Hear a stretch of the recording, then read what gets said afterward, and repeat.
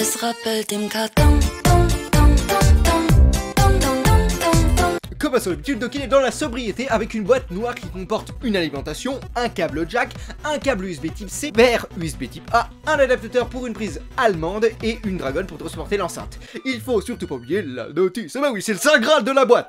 Sur la face avant de l'enceinte, on retrouve deux haut-parleurs bas médium et deux tweeters pour un son bien équilibré. Ces haut-parleurs sont protégés par une grille d'haut-parleurs où, dessus, nous avons le logo de la marque Dokin en bas centré. Franchement, je trouve ça vraiment chouette et très premium. Sur les côtés, on retrouve un revêtement en caoutchouc avec le logo de la marque Dokin. À l'arrière, nous avons également une grille d'haut-parleurs qui protège les radiateurs passifs, ainsi qu'un cache d'étanchéité où à l'intérieur, on retrouvera un port d'alimentation, un port USB type A et le port MIDI jack. En dessous de l'enceinte, nous avons deux patins pour éviter que l'enceinte bouge lors des vibrations, et en plus nous avons une petite trappe étrange fermée avec 4 vis. Honnêtement, je ne sais pas ce que c'est, j'ai pas osé l'ouvrir, je pense que ça doit être la batterie. Vu que je suis un homme curieux, bah je pouvais pas m'empêcher de savoir ce qu'il y avait derrière cette trappe fermée par 4 vis cruciformes. Alors je l'ai ouvert et devinez quoi? Et bah il y avait une batterie, mon Claude. Bah oui. Et ça c'est super ingénieux parce que quand ta batterie sera morte, au lieu de racheter une autre enceinte, et bah tu la changes. Et ça, c'est pratique et ça te fait économiser de l'argent. Il y avait déjà une marque, la Aiwa Exos 9, qui fait ça de manière un peu plus pratique parce que c'est une sorte de clip. D'ailleurs, dis-moi dans les commentaires si t'as envie que je fasse une vidéo sur la Exos 9 parce que c'est une enceinte qui fait 200 watts. Ouais, je peux te dire que ça crache. Quand tu fais des soirées, c'est la meilleure. Donc n'hésite pas à l'écrire dans les commentaires. Sur le dessus, on trouve deux trappes pour attacher la dragonne, le connecteur NFC, le bouton pour appairer une deuxième enceinte Bluetooth, parce que cette enceinte est True Wireless, c'est-à-dire qu'on peut en appairer deux pour avoir un son stéréo. Nous avons le bouton Power, le bouton Play Pause qui peut faire aussi appairage Bluetooth, le bouton Volume plus moins qui peut aussi servir de passer la musique précédente ou suivante en appuyant longtemps sur celle-ci, et qui peut aussi servir à changer de mode musical en appuyant pendant 3 secondes sur le volume plus moins en même temps. Maintenant que tu sais à quoi ressemble l'enceinte, tu aimerais savoir ses spécificités et ce qu'elle a dans le ventre. L'enceinte est certifiée IPX5, c'est-à-dire qu'elle résiste aux éclaboussures, et honnêtement je trouve ça dommage pour le prix parce que j'aurais aimé une enceinte certifiée IPX6 pour qu'elle résiste à l'immersion dans l'eau. Mais bon, honnêtement j'ai envie de te dire, qui va s'amuser à jeter son enceinte dans la piscine à part pour rigoler, hein?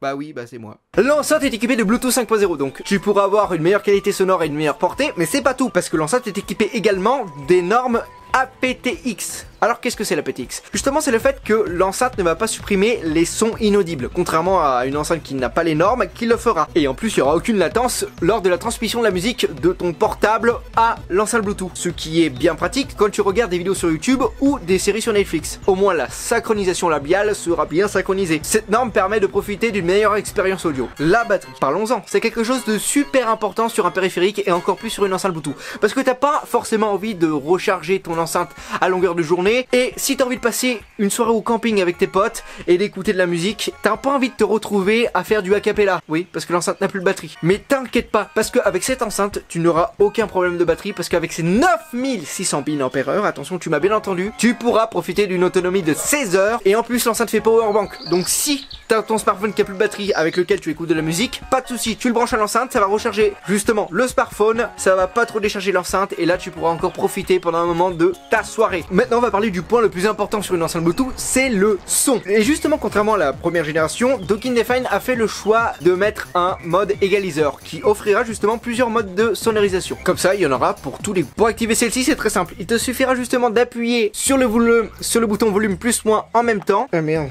ça va pas marcher.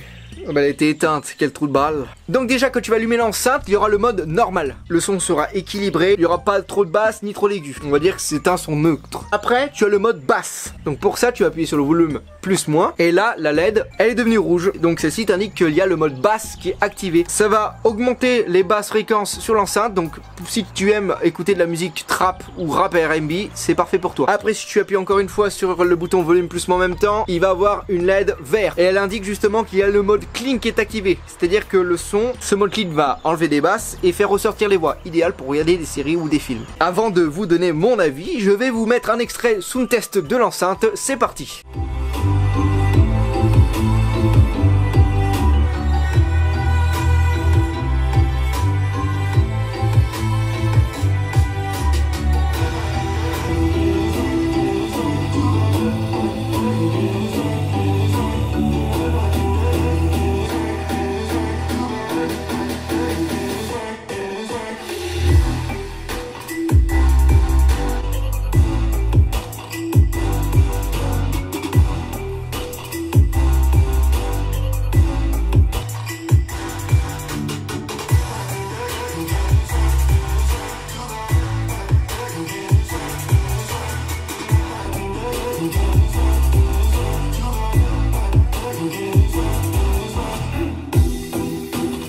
Franchement c'est plutôt pas mal. Dis-moi dans les commentaires ce que tu as pensé de la qualité sonore et dis-moi quel mode tu as préféré. Franchement là quand même une nette évolution contrairement à la première génération de la Dokkin. D'ailleurs il va y avoir une vidéo la semaine prochaine, Sound Test comparaison entre la Dokkin Define et la Dokkin Define Plus deuxième génération, et comme ça vous pourrez vous donner un avis parce qu'il y a quand même une grosse différence de prix entre les deux, mais ça on en parlera après. Pour moi mon mode préféré c'est le mode normal. Pourquoi? Parce que le son est équilibré, il n'y a ni trop de basse, ni trop d'aigus, le son sonne cristallin et il a une bonne immersion sonore. Ce mode est idéal pour écouter tout genre de musique. Après si t'es fan de trap, de rap et que t'aimes bien les basses là qui tapent, et bah tu as le mode bass boost. Et là mon pauvre, là ils vont rajouter des basses et ils font pas semblant, hein. Ça va vraiment rajouter des basses, on les sent bien, hein, bien profondes. Heureusement qu'il y a des patins en caoutchouc pour éviter que l'enceinte bouge lors des vibrations parce qu'il y en a quand même besoin. Par contre j'ai noté une légère distorsion à haut volume sur certaines musiques, mais pas toutes. Donc ça veut dire que déjà en mode normal, l'avait pas de distorsion. Alors en mode bass boost, il y en a une légère, ce qui est normal quand même parce que les basses vont être boostées, donc les membranes vont un peu plus bouger. Ensuite vous avez le mode clean justement qui va enlever des basses et faire ressortir les voix. Donc ça c'est l'idéal pour regarder les séries parce que quand tu vas regarder des filmations, tu seras constamment en train de baisser le son quand il y aura des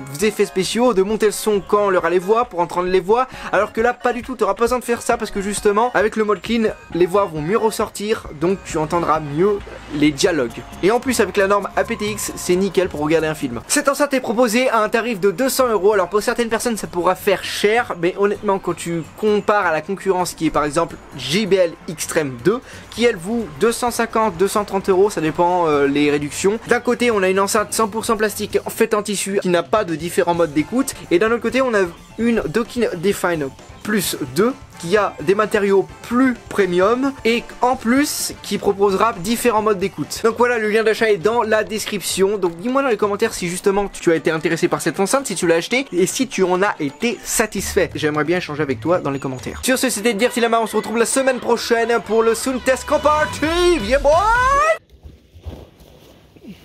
Ah merde, on ne voit pas bien. Bah ouais. Je suis trop proche, oui, je crois. Ouais, je suis trop proche, on ne voit pas. L'approche était parfaite. Tel un chasseur. T'es un chasseur sur le point de chasser. Vas-y, c'est bon? Vas-y.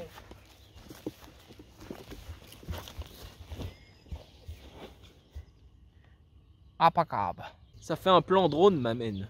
Ah, t'es belle. Magnifique, ma chérie.